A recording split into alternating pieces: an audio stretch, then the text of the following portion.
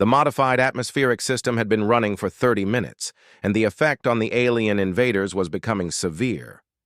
Jake watched through the security monitors as more creatures collapsed in the corridors. Their movements were slow and unsteady, like humans trying to function at high altitude. But the alien commander was not giving up. Admiral Krextar stood on the bridge of his flagship, watching his warriors struggle inside the human station. The small mining outpost was proving far more dangerous than he had expected. "Commander," his tactical officer reported, "we have lost 40% of the boarding party. The humans have somehow poisoned their own atmosphere." Krextar's eyes burned with anger. These humans were supposed to be weak, primitive creatures. His intelligence reports had described them as barely worthy of notice. Yet they were killing his elite warriors with mining equipment and industrial chemicals. "Bring up the heavy assault troops," Krextar ordered, "and prepare the atmospheric purifiers. If the humans want to play with gas, we will show them real chemical warfare." Back on Black Rock 7, Carl and Susan were working frantically to modify the mining equipment. The asteroid processors were massive machines designed to grab chunks of rock and break them down into manageable pieces.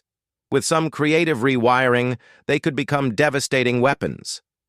"The targeting system is not designed for this," Carl muttered as he worked on the control circuits. "We are basically trying to use a mining tool as a battleship cannon." "Can you make it work?" Susan asked, helping him reroute power cables. "I can make anything work," Carl replied grimly. "The question is whether it will work long enough to matter." Dr. Thompson was monitoring the alien life signs throughout the station. The gas mixture was affecting different aliens in different ways. Some were nearly unconscious, while others seemed to be adapting. "Commander," Lisa called, "I am detecting some kind of filtration equipment being brought aboard. The aliens are trying to counter our atmospheric modifications." Jake nodded. He had expected this. The aliens were not stupid. They would find ways to adapt to human tactics. How long before they neutralized the gas? Hard to say. Maybe an hour, maybe less. An hour might be enough. Jake could see the progress Carl and Susan were making with the mining equipment. The massive processors were being turned into kinetic weapons that could hurl chunks of metal at incredible speeds. Danny's voice came over the communication system. "Commander, we have a problem. The aliens are bringing up bigger weapons, and some of them are wearing breathing equipment now." Jake could see it on the monitors. New alien warriors were entering the station, equipped with masks and breathing apparatus. These creatures were larger than the first wave, carrying weapons that looked like small cannons. "Fall back to secondary positions," Jake ordered. "Make them work for every corridor." The new alien weapons were devastating. Where the first wave had carried energy rifles, these creatures had weapons that fired explosive shells. The makeshift barriers that had protected the humans were blown apart in seconds. "We need those mining processors online now," Jake said urgently. "Almost there," Carl replied. "Just need to finish the targeting interface." Susan was working on the ammunition supply. The processors were designed to handle chunks of asteroid material, but they could launch anything of the right size and weight. She had found several crates of processed metal ingots that would make excellent projectiles. "Targeting system is online," Carl announced. "Susan, load the first round." The mining processor hummed to life. It was a massive machine, taking up most of the mining bay. The asteroid grabber arms swiveled around to point toward the nearest alien ship. "Target locked," Susan reported. "Ready to fire." "Do it," Jake ordered. The processor fired with a sound like thunder. A chunk of processed titanium shot out of the station at tremendous speed, heading directly for the nearest alien vessel. The projectile struck the ship's hull with the force of a meteor. Jake watched in satisfaction as the alien ship's shields flared and failed. The metal chunk punched through the hull, causing atmosphere to vent into space. Emergency lights flashed on the alien vessel as it struggled to contain the damage. "Direct hit," Susan reported excitedly. Their shields could not stop a solid projectile moving that fast. "Load another round," Jake ordered. Let us see how many of their ships we can damage. But the aliens were already responding. The damaged ship pulled back while the others began firing at the mining equipment. Energy beams struck the processor, causing sparks and alarms. "They are targeting our new weapon," Carl reported. "I do not know how long it will hold up under that kind of fire." Jake made a quick calculation. They had maybe 5 more shots before the aliens destroyed the processor. They needed to make each one count. "Target their command ship," Jake ordered. "The big one in the center of their formation." Susan adjusted the targeting system. The command ship was larger than the others with more weapons and heavier shields, but it was also the most important target. "Locked on," Susan reported. "Fire." The second projectile shot through space toward Admiral Krextar's flagship. The alien commander watched it approach, confident that his shields would deflect the primitive human weapon. The chunk of metal struck the flagship's shields at full power. For a moment, the energy barriers held. Then they collapsed, and the projectile punched through the hull near the bridge. Krextar was thrown from his feet as his ship shuddered under the impact. Emergency alarms screamed throughout the bridge. His tactical officer was dead, crushed by falling debris. "Damage report," Krextar growled. "Hull breach on deck 7, his engineer reported. "We have lost main power to the forward weapons. Casualties throughout the ship." The human mining station had just crippled the flagship of a Vorthon battle fleet. Krextar could not believe what was happening. These primitives were supposed to be helpless prey. On Black Rock 7, Jake was coordinating multiple battles at once. The mining processor was doing devastating damage to the alien fleet, but the boarding parties were still advancing through the station. The new gas-masked aliens were proving much harder to stop. Dr. Thompson had been studying the alien breathing apparatus. "Commander, I think I found something. Their filtration systems are designed for chemical weapons, but they might be vulnerable to electromagnetic interference." "What kind of interference?" Jake asked. "The kind we use to start the mining equipment," Lisa replied. "A strong electromagnetic pulse might disable their breathing gear." Carl was already thinking about it. "I can overload the main power grid, create a pulse that way, but it will knock out our own systems too." "For how long?" Jake asked. "Maybe 10 minutes. But in that time, we would be blind and defenseless." It was a dangerous gamble. But the aliens were getting closer to the central core. Danny's team was, down to 3 men, and they were almost out of ammunition for the modified mining lasers. "Do it," Jake decided. "On my mark." Jake watched the tactical display as the aliens advanced. They were being methodical now, clearing each section carefully. Before moving on, professional soldiers adapting to unexpected resistance. "Ready for electromagnetic pulse," Carl reported. "All teams, prepare for power shutdown," Jake announced. "This is going to hurt them more than it hurts us." Jake counted down from 10. At 0, Carl triggered the overload. Every light on Black Rock 7 went out. The air recyclers stopped humming. The computer screens went dark. For 10 seconds, the station was completely dead. Then the emergency power kicked in, and Jake could see the results of their gamble. Throughout the station, alien warriors were tearing off their breathing masks and gasping for air. The electromagnetic pulse had fried their filtration systems. "It worked," Lisa reported excitedly. "They are back to breathing our poisoned atmosphere." The tide of the battle shifted again. Aliens who had been advancing confidently were now struggling just to breathe. Some collapsed entirely, while others retreated toward their boarding pods. But Admiral Krextar was not finished. From his damaged flagship, he made a decision that would haunt him forever. "All ships," he transmitted, "begin bombardment of the boarding areas. Kill our own warriors if necessary. These humans must not be allowed to escape." Jake watched in horror as the alien fleet opened fire on their own troops. Energy beams struck the station where alien and human forces were locked in combat. The aliens were willing to sacrifice their own people to eliminate the human threat. "They are firing on their own soldiers," Susan said in disbelief. Admiral Krexter stood alone on his damaged bridge, staring at the human mining station that had destroyed his invasion force. Around him, emergency lights cast strange shadows on the walls. The flagship was dying, but it still had enough power for one final strike. "Weapons officer," Krextar called. "Dead, sir," replied his engineer. "Along with most of the bridge crew." Krextar moved to the weapons console himself. His 4 hands worked the controls with practiced efficiency.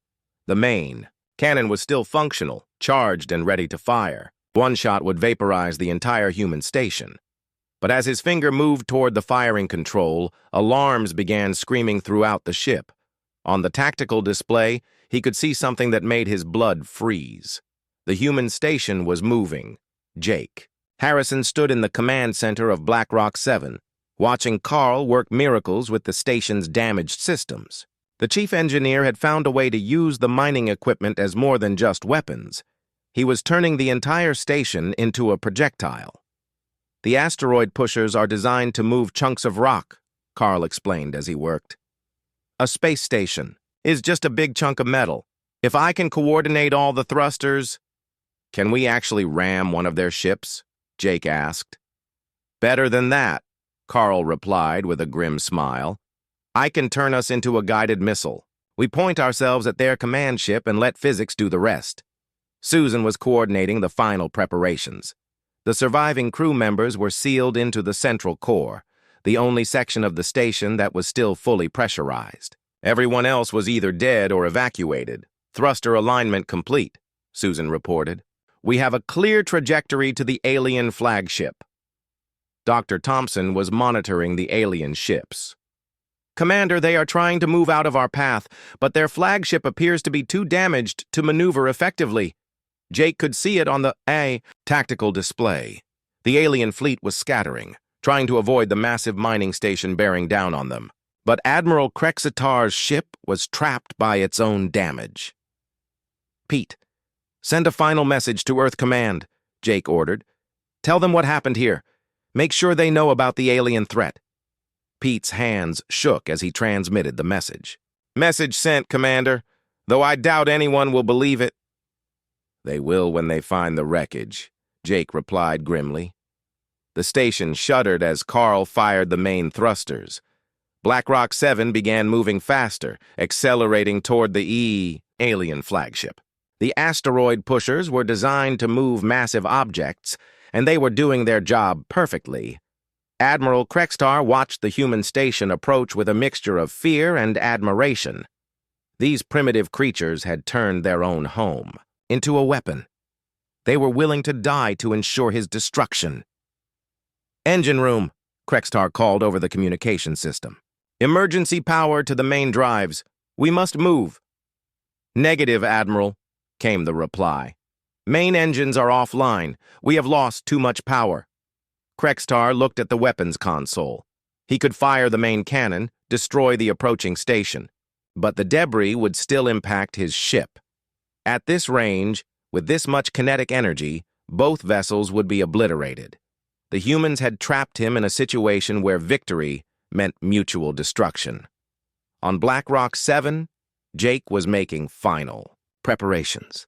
The central core was designed to survive catastrophic damage, but no one had ever tested it against a collision at this speed. "Everyone strap in," Jake ordered. "This is going to be rough." Carl was still working at his console, fine-tuning the trajectory. "Impact in 3 minutes, Commander. We are locked on target." Danny Cooper sat with the surviving members of his security team. They had done the impossible, holding off an alien invasion with mining equipment and determination. Now they were about to finish the job in the most direct way possible. "You know what?" Danny said quietly. "I always wanted to go out with a bang." Dr. Thompson was reviewing her data one final time. She had learned more about alien biology in the past few hours than humanity had discovered in decades of searching the galaxy. Her research would help Earth prepare for future encounters. "Commander," Lisa said, "I want you to know that this has been an honor. We made first contact with an alien species, and we won." Jake nodded. He was proud of his crew, proud of what they had accomplished. 43 miners and station workers had defeated a battle fleet that could have conquered worlds. 2 minutes to impact, Carl announced. Admiral Krextar made his final decision. If he was going to die, he would take the humans with him.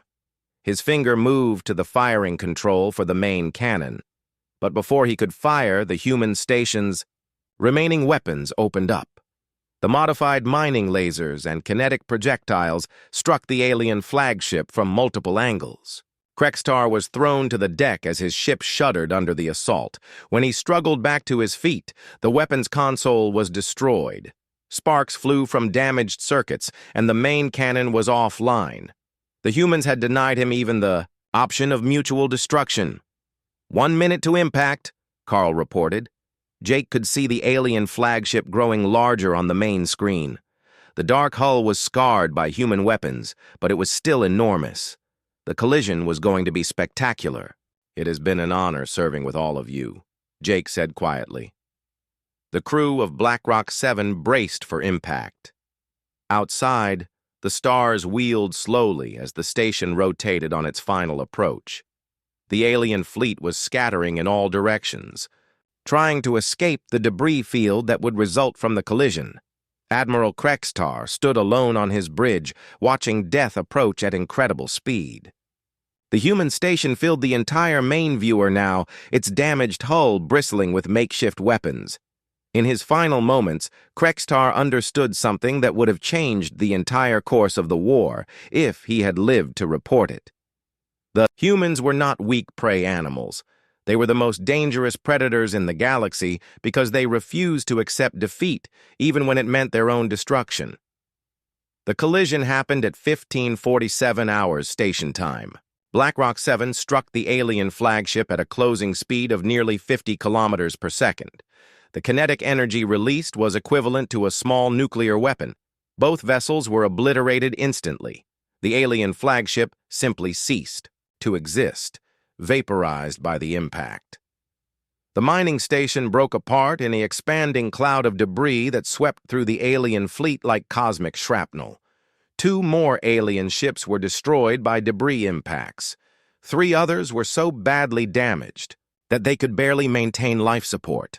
The survivors of the Vorthan invasion fleet limped away from the battle site, their mission a complete failure.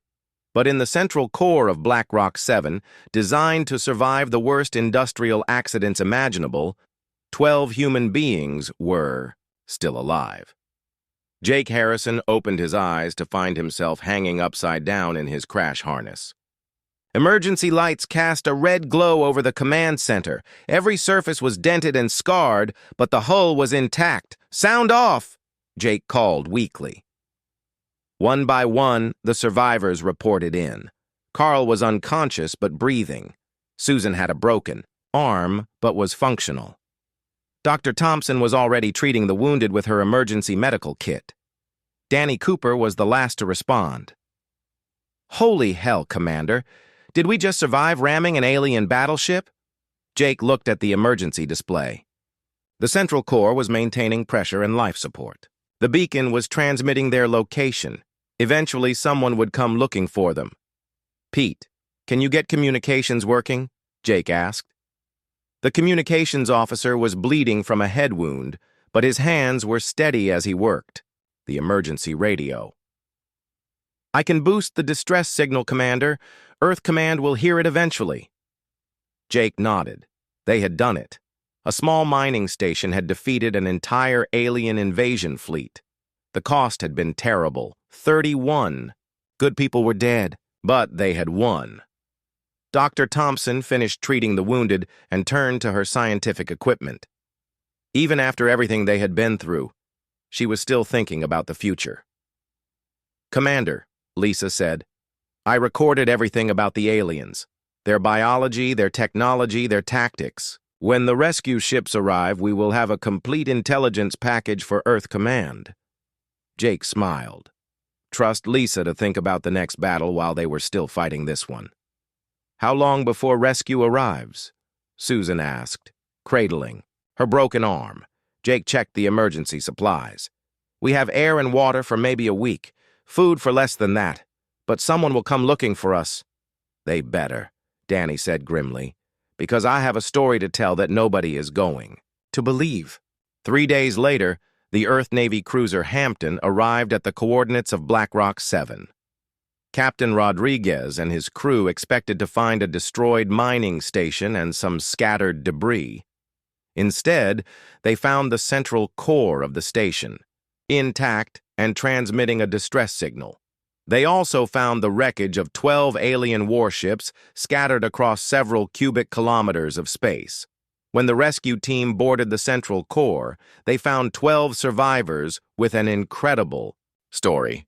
Admiral Krextar and his invasion fleet had discovered that attacking humans was the last mistake they would ever make. The news spread throughout human space within weeks.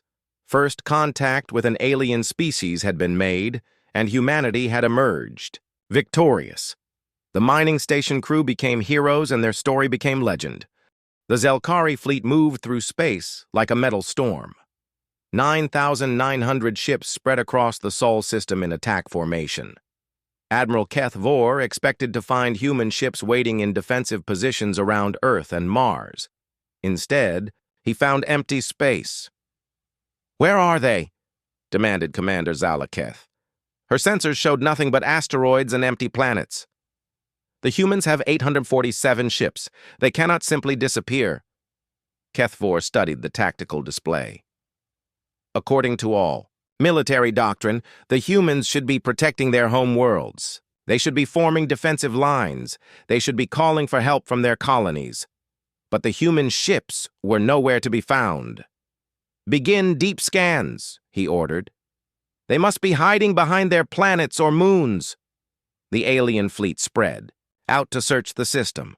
The Vorthan ships moved toward Earth with their advanced sensors active. The Nexari bombers headed for Mars and its orbital stations. The hegemony cruisers checked the asteroid belt between the planets. Hidden among the rocks of the asteroid belt, Commander Pete Harris watched the alien ships through his periscope. The UES Silent Runner was completely invisible to alien sensors. Human cloaking technology had come a long way since they first stole it from Vorthan traders 10 years ago. "Sir, the big ugly ships are spreading out just like Intel said they would," reported Ensign Kelly Brooks. She was young but had already fought in 3 border wars. "They're following Pattern 7 from the Galactic Military Manual." Harris smiled. Humans had stolen copies of every major military manual in the galaxy. They studied how other species fought wars. They learned the rules that civilized races followed. Then they figured out how to break those rules. "Contact Admiral Carter. Tell her the fish are swimming into the net." On Mars Station, Admiral Carter received reports from across the solar system. Human ships remained hidden while alien vessels moved into predetermined positions. The aliens were doing exactly what human war planners had predicted. "They fight like they're playing chess," Carter told her staff. "They move their pieces in logical patterns. They follow established tactics. They expect us to do the same." Colonel Johnson shook her head. "They really don't understand humans at all." "Why should they? Every other species they've met follows the same basic rules. Build big ships, fire lots of weapons, protect your important targets. They can't imagine a species that grew up fighting itself." Carter was right. For thousands of years, humans had fought wars against other humans. They learned to be sneaky because human enemies were smart. They learned to be brutal because human opponents fought back hard. They learned to break rules because human rivals would exploit any weakness. The aliens had never fought an enemy like themselves. The Zelkari battled primitive species with simple weapons. The Vorthan conquered worlds that barely had space flight. The Nexari destroyed civilizations that still used chemical rockets, but humans had spent centuries fighting enemies just as clever and dangerous as they were. Captain Morrison received his orders while the Defiance hid behind Jupiter's largest moon. "All ships, prepare for Operation Broken Mirror. Attack Pattern Delta is now active." Around the solar system, human ships began moving into position, but they did not attack the alien fleet directly. Instead, they targeted something the aliens never expected humans to attack. The UES Ranger, commanded by Captain Bill Foster, moved toward a group of Vorthon supply ships. The aliens had left their support vessels lightly defended. After all, no civilized species attacked supply lines. During the opening moves of a battle, "Lock onto their fuel transports," Foster ordered. "Remember, we're not here to fight fair." The Ranger opened fire with weapons the Vorthon had never seen before. Human engineers had combined Nexari energy beams with hegemony targeting systems. The result was a weapon that could cut through alien shields like they were made of paper. 3 Vorthon supply ships exploded in seconds. The alien crews never even had time to send a distress signal. Suddenly, the Vorthon attack fleet found, itself running low on fuel with the nearest refueling station destroyed. Across the system, similar attacks began. Human ships appeared from nowhere to destroy alien supply convoys. They targeted communication relays that kept the alien fleet coordinated. They attacked repair ships that kept alien vessels running. "What are they doing?" Keth Vor demanded as reports flooded in. "Why are they attacking our supply lines instead of fighting our warships?"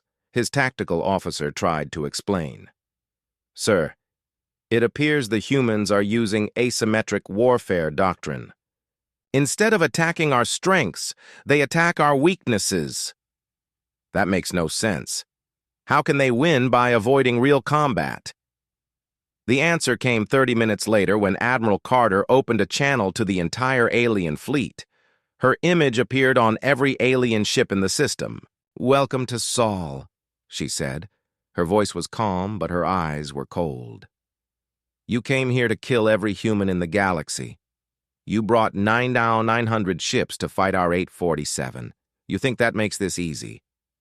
Keth Vor activated his own transmitter. "Human. Admiral, surrender now and your species will be allowed to live as prisoners. Continue this foolish resistance, and we will glass every human world." Carter laughed. The sound sent chills through alien crews who heard it. "Admiral, you've made 3 mistakes. First, you assume we fight like you do. Second, you assume we care about your rules. Third, you assume we haven't been preparing for this day since we first met your kind. Impossible. Our intelligence reports show you only learned of our existence 5 years ago. Your intelligence is wrong. We knew you were out there as soon as we developed radio telescopes. We've been listening to your communications for decades. We've been studying your tactics for years. We've been preparing to fight you since before you knew we existed." On the screen, Carter's expression became hard as steel. "You want to know the difference between humans and every other species you've conquered? Every other species you fought was meeting war for the first time. We've been at war with each other for 10,000 years. The transmission ended. Across the alien fleet, crew members looked at each other with growing fear. They had expected to fight primitives with crude weapons. Instead, they found themselves facing an enemy that had been planning this battle for longer than most alien civilizations had existed. Commander Harris received the signal to begin Phase 2. "All right, people. Time to show them what humans learned. Fighting each other. Launch Operation Sucker Punch." The Silent Runner and 12 other stealth ships began moving toward the alien fleet's main formation.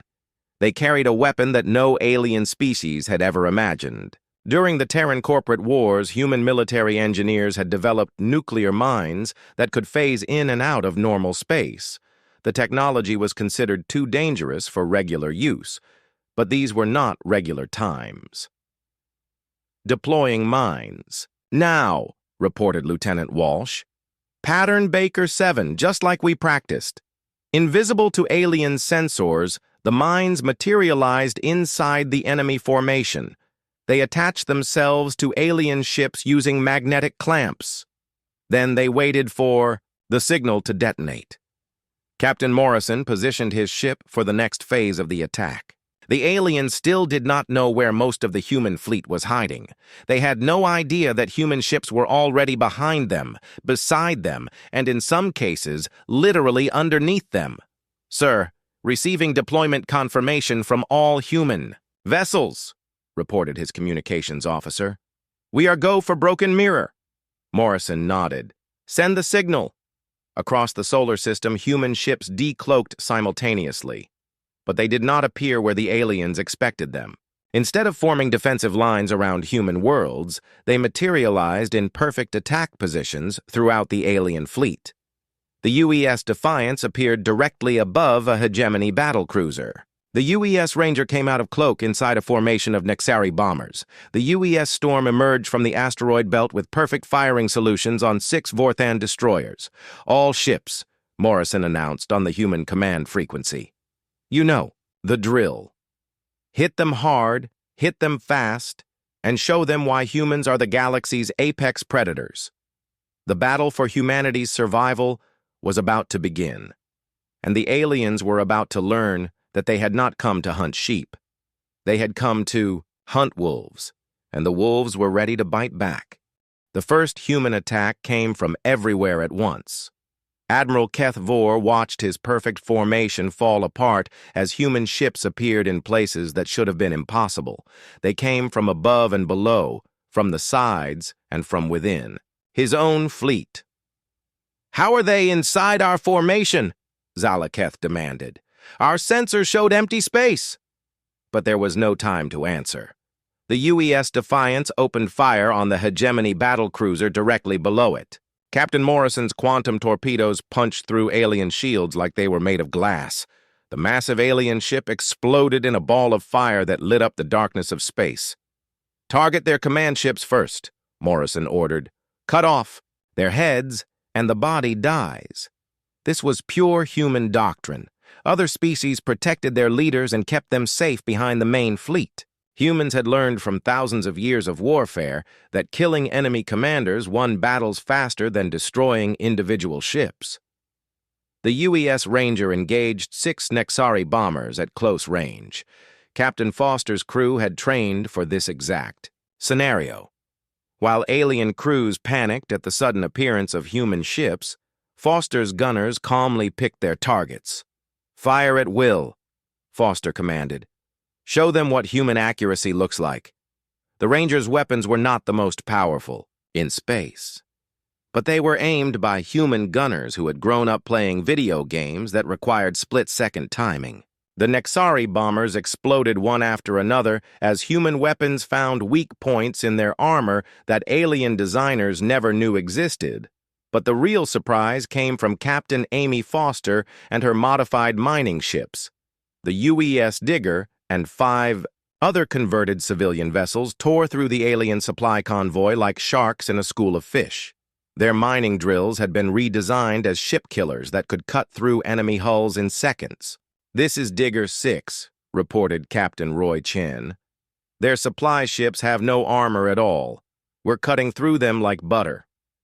The aliens had never imagined that humans would turn civilian equipment into weapons of war.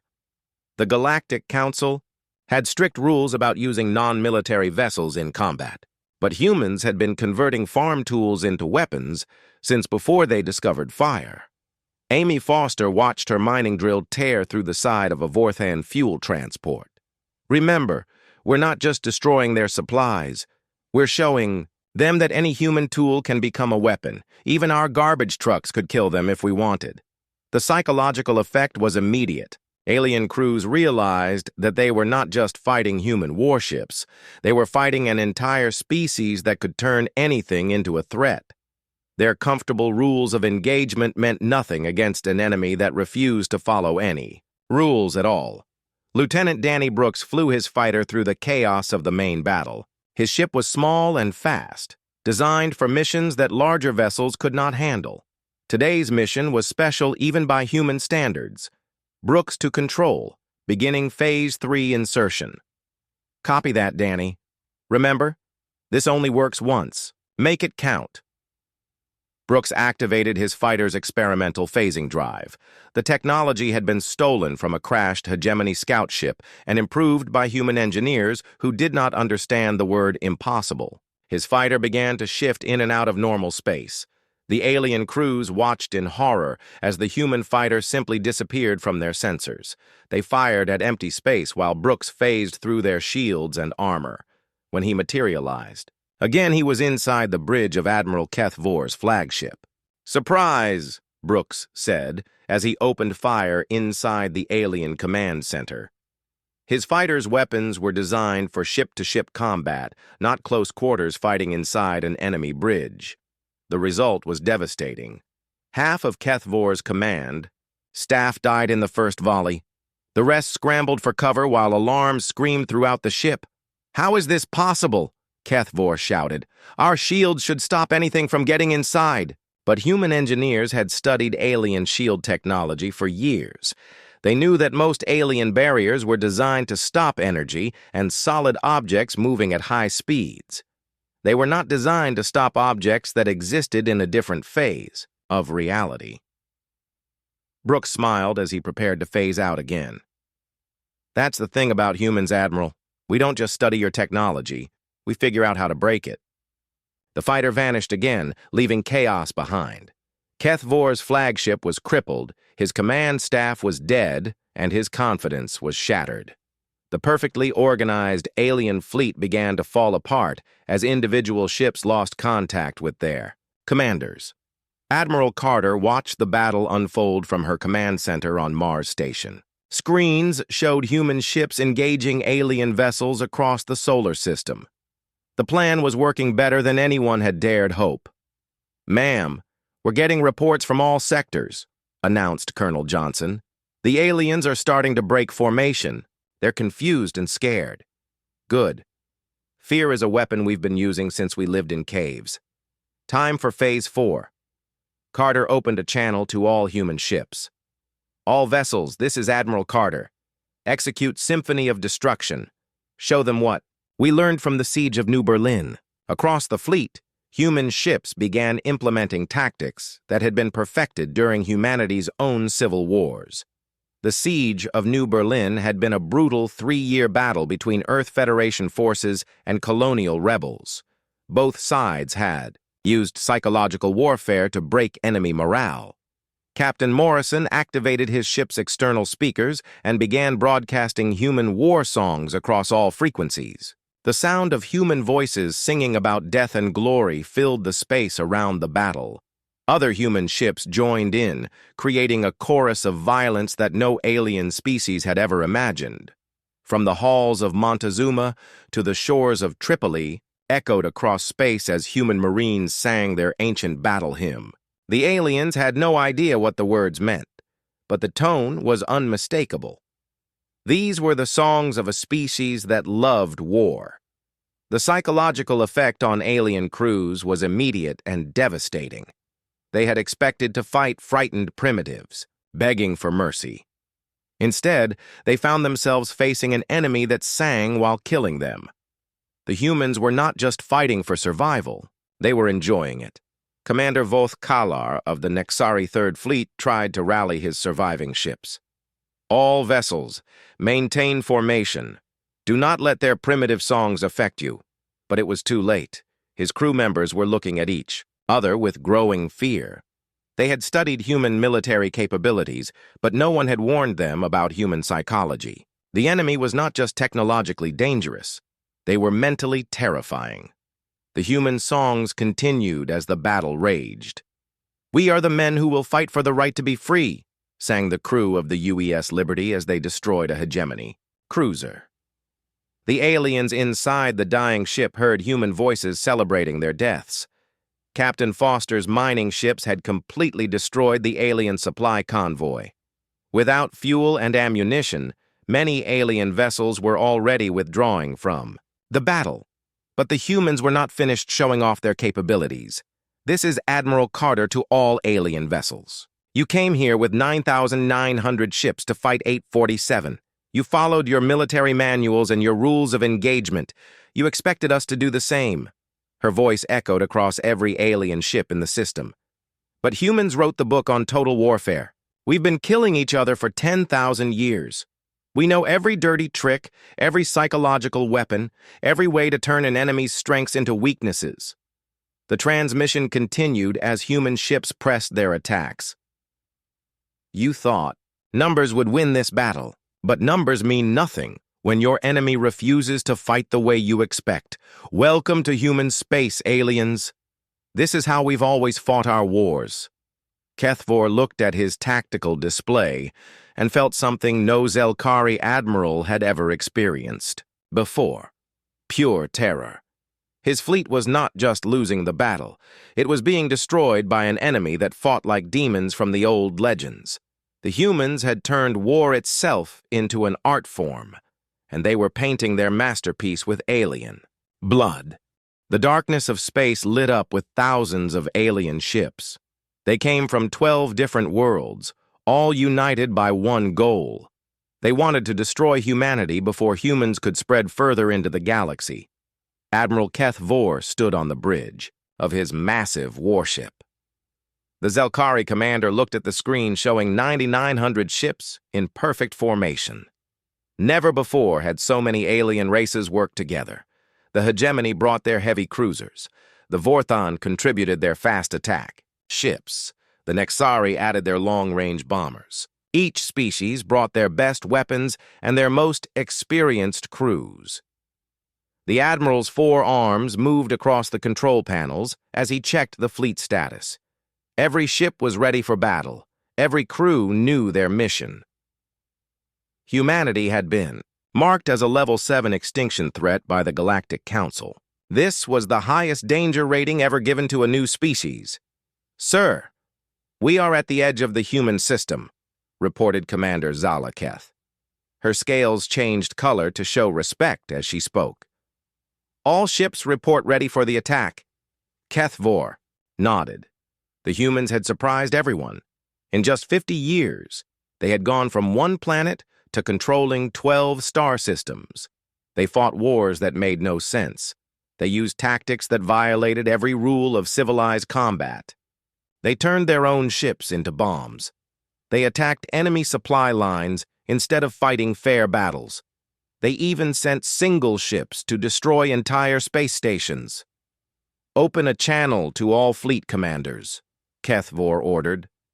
The screen showed the faces of alien commanders from across the galaxy. Some had scales, others had fur. Some breathed different gases, but they all agreed on one thing. Humans were too dangerous to let live. "Today we end the human threat," Kethvor announced. "Our scouts report only 847 human ships in their home system. We have more than 10 ships for every one of theirs. This will be quick." The alien commanders showed their agreement in different ways. The Vorthon commander clicked his claws. The Nexari leader flashed her light organs. The hegemony admiral simply stared with his cold black eyes. But Kethvor felt worried. Something about humans made him nervous. They never did what other species expected. When the Galactic Council had first contacted them, humans had asked about weapons instead of trade. When offered technology, they wanted to know how to build bigger bombs. When shown the peaceful civilizations of the galaxy, they asked which ones were the strongest fighters. On the edge of the Sol system, Captain Jake Morrison walked onto the bridge of the UES Defiance. The human ship was new, built with technology, stolen from 5 different alien races. Humans were very good at taking things that belonged to others and making them better. "Captain, long-range sensors show the alien fleet," reported Lieutenant Sam Parker. "Holy hell, there are thousands of them." Morrison looked at the display. Red dots filled the screen like a swarm of angry insects. Each dot was a ship that wanted to kill every human in the galaxy. The captain was not afraid. He had fought in the Mars Rebellion and the Jupiter mining wars. He knew that numbers did not always win battles. "Get me Admiral Carter on Mars Station," Morrison ordered. The screen showed Admiral Lisa Carter in her command center. Behind her, hundreds of officers worked at computer screens. They tracked every human ship in the system. They watched the alien fleet approach. They prepared for the biggest battle in human history. "Jake, I see you got a look at our visitors," Carter said. Her voice was calm, but her eyes were hard. "What do you think?" "I think they made a mistake coming here," Morrison replied. "They think we fight like them. They think we follow their rules." Carter smiled. It was not a nice smile. "They studied our ships and our weapons, but they never studied our history. They don't know what humans do to each other when we fight." The Admiral was right. The aliens had watched human military exercises. They had seen human ships in action against pirates. They had read human technical manuals, but they had never looked at human history books. They did not understand that humans had been killing each other for thousands of years before they ever reached space. Every human weapon had been tested on other humans first. Every human tactic had been used in wars between human nations. Every dirty trick humans knew came from fighting their own species. The aliens thought they were attacking a new spacefaring race. They were actually attacking the galaxy's most experienced killers. "Status report," Carter ordered. "All ships are in position," reported Colonel Mary Johnson from the asteroid belt. "Stealth fields are active. The aliens can't see us." "Good. Remember, we don't fight them ship to ship. We fight them the human way." The human way meant using every advantage. It meant hitting them where they were weak. It meant making them afraid. It meant turning their own strengths against them. "Captain," Morrison checked his ship's weapons. The Defiance carried quantum torpedoes copied from Nexari designs, but human engineers had made them twice as powerful. The ship also had Vorthan cloaking technology, but humans had improved it to hide from sensors the Vorthan had never imagined. "Sir, incoming message from the alien fleet," reported Communications Officer Tony Walsh. "Put it on screen." Admiral Keth Vor appeared on the display. His alien features looked strange to human eyes, but his message was clear. "Humans of the Sol system, you have been declared a threat to galactic peace. Surrender now, and your deaths will be quick. Resist, and we will hunt down every human in the galaxy." Morrison looked at the alien admiral for a long moment. Then he started laughing. The sound made his crew smile. They knew that laugh. It meant their captain was about to do something the enemy would not expect. "Admiral, you came here with 9,900 ships to kill 847. You think that makes you strong, but you made one mistake." "What mistake?" Keth Vor demanded. "You assume we're going to fight fair." Morrison cut the transmission. Around him, his crew prepared for battle. They loaded weapons that violated several galactic treaties. They powered up systems that other species considered too dangerous to use. They prepared to show the galaxy why humans were the most feared warriors in their own history. Tsate, alien fleet began moving into the Sol system. They came in perfect formation, just like their military manuals taught them. They followed the rules of engagement that civilized species used.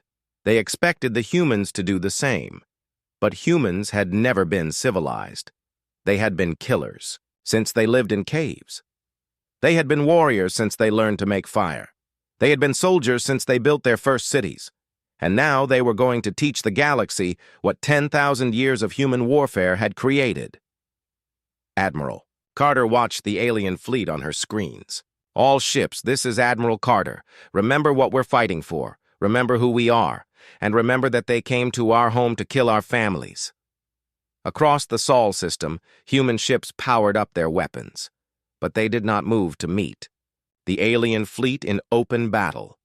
Instead, they waited in the darkness. They hid behind asteroids and moons. They prepared ambushes and traps. They got ready to fight the only way humans knew how, the way that always won.